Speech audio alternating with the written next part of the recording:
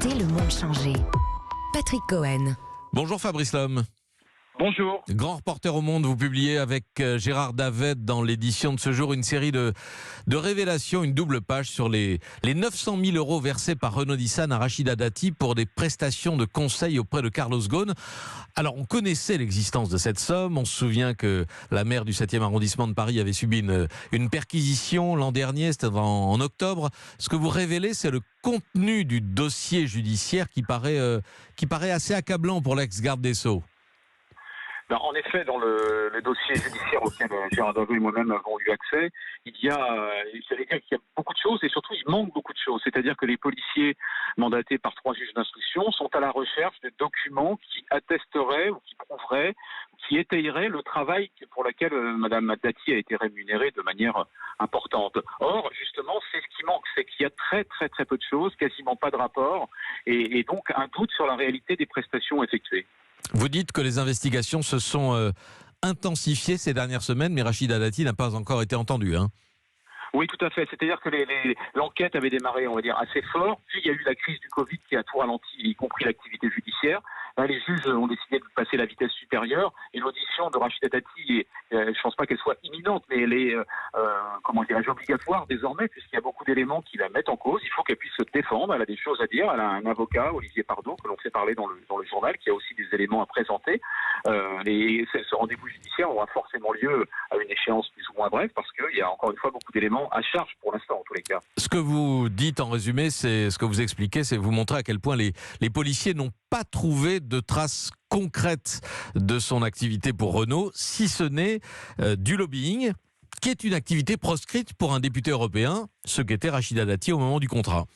Voilà, c'est-à-dire qu'effectivement, il y a un double problème avec ce contrat qu'a signé Rachida Dati. Elle le signe en tant qu'avocate, qu'elle n'était d'ailleurs pas encore au moment où elle a signé le contrat, mais dans tous les cas, elle était censée donc remplir des missions juridiques. Or, d'une part, on ne trouve pas vraiment trace des missions qu'elle aurait remplies conformément à son contrat. Premier souci. Deuxième souci, on la voit intervenir en faveur de Renault, mais plus comme une lobbyiste que comme une avocate ou une consultante. Or, effectivement, ce travail de lobbying est interdit, notamment pour un député européen ou tout parlementaire d'ailleurs, qui ne peut pas utiliser ses fonctions parlementaires au profit d'un tiers privé, ce qui peut se comprendre.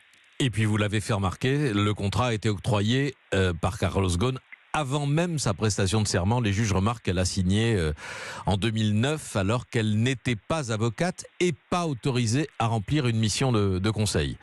Tout à fait. Alors certes, elle a été rémunérée à partir de 2010, mais n'empêche qu'ils ont signé l'accord avant, et normalement, ce n'est pas possible. D'ailleurs, on voit que par rapport à un mail qu'on s'est procuré d'une collaboratrice de Carlos Ghosn, qui dit mais comment on va faire pour rémunérer Rachida Dati puisqu'elle n'est pas encore avocate. Et que l'avocat de Rachida Dati, chez lequel elle était hébergée, lui-même ne sait pas comment rétrocéder les fonds. Donc on voit bien que ça a été fait de manière, on va dire, opaque et anormale. Alors, dans le dossier judiciaire, il y a les échanges de courriers entre Renault-Nissan, enfin du moins la présidence de Renault-Nissan et puis Rachida Dati. Premier courrier dans lequel elle réclame 1 000 euros de l'heure, 300 000 euros annuels hors taxes pour 300 heures de travail. Oui, ça fait partie aussi, on ne va pas dire des bizarreries, mais des caractéristiques du dossier et des interrogations des enquêteurs, puisque c'est vrai que sa rémunération, 1 000 euros de l'heure, on est quand même dans les consultants de très très haut niveau. Alors certes, elle est payée parce qu'elle a été, entre guillemets, garde des Sceaux, mais elle est censée apporter une expertise technique vraiment de premier plan à ce prix-là. Or, c'est le contraste entre les sommes et l'importance des sommes qui sont versées et la faiblesse des prestations apparentes, en tous les cas, qui trouble évidemment les enquêteurs. C'est un contrat qui n'est connu que de quelques proches de Carlos Ghosn, qui est secret, mais qui crée quelques remous à la présidence de Renault-Nissan. Oui, absolument. Dès le départ, d'ailleurs, les collaborateurs de Carlos Ghosn, même les plus proches, sont mis devant le fait accompli. Nous, on a eu des informations de l'intérieur de Renault, y compris dans son premier cercle, de gens qui nous ont dit, mais ça, c'était Carlos Ghosn qui l'a décidé, et il a négocié ça en tête à tête avec Rachida Dati, et personne n'avait à connaître les détails de ce contrat.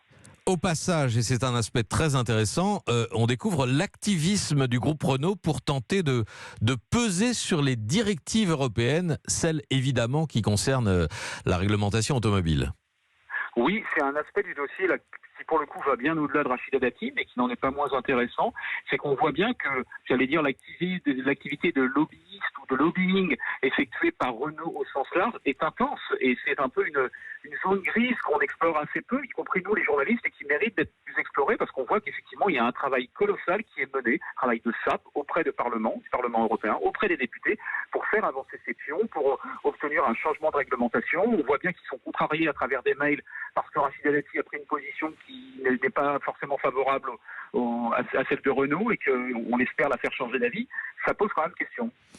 Vous faites remarquer malicieusement que, même si évidemment il faut rester prudent, mettre des conditionnels, que Rachida Dati est présumée innocente, que tout cela ressemble à une affaire de rémunération de complaisance, comme celle qui a abattu François Fillon en pleine présidentielle. Fillon qui est un ennemi, en tout cas un adversaire de Rachida Dati. Oui, absolument. C'est vrai que c'est un peu l'ironie de l'histoire, puisque Rachida Dati n'a jamais eu de mots assez durs pour François Fillon, qu'elle déteste, il faut le dire clairement, et dont elle pense qu'il a coûté à la droite une victoire qui l'attendait en 2017. Or, on voit qu'elle aussi, maintenant, alors, elle n'est pas condamnée, elle n'est pas coupable, pour l'instant, elle est juste suspectée, mais qu'elle aussi se retrouve dans le maelstrom des affaires qui éclaboussent régulièrement la classe politique, et notamment la droite, ces rémunérations dont on ne sait pas si elles sont justifiées ou pas, finalement. Rachida Dati, Fabrice Lhomme, que vous aviez longuement rencontré pour vos livres sur la droite, avec Gérard Davet, Apocalypse. En quels termes elle vous parlait de ces affaires et de ces menaces judiciaires ? Alors, c'est assez intriguant, parce que ça fait des années qu'on la côtoie, qu'on la fréquente, qu'on la rencontre avec Gérard Davet. C'est un peu une obsession, les affaires, mais pas dans le sens où elle se sentait coupable de quoi que ce soit, mais elle se disait, mais les juges, ils n'arrêtent pas en fait de chercher des coups dans la tête des politiques, et un jour, moi, je vais y avoir droit alors que j'ai rien fait. Et donc, sa hantise absolue, elle nous disait, c'était que je sois un jour perquisitionné avec ma fille Zora. Et malheureusement pour elle, c'est exactement ce qui s'est produit cet été. Elle a été perquisitionnée, et elle était seule avec sa petite fille. Elle a dû vraiment très très mal le vivre, parce qu'elle, de son point de vue, tout ce qu'elle fait, c'est légal, elle fait attention, elle fait ce qu'elle nous a toujours dit. Moi, je fais attention à tout, je suis bordé de tous les points de vue, donc peut-être qu'elle a raison, que dans cette affaire, elle n'a rien fait de mal, mais dans tous les cas, je pense qu'elle doit vivre très très mal cette investigation judiciaire qu'elle redoutait depuis des années en pensant ne pas la mériter. Et puis il y aura des questions évidemment à se poser ensuite sur ses ambitions nationales qu'elle a exprimées ces dernières semaines dans la presse. On en reparlera. Merci beaucoup Fabrice Lhomme. Votre papier à lire dans Le Monde de cet après-midi, aux côtés de Gérard Davet, vos révélations sur Rachida Dati. Merci à vous.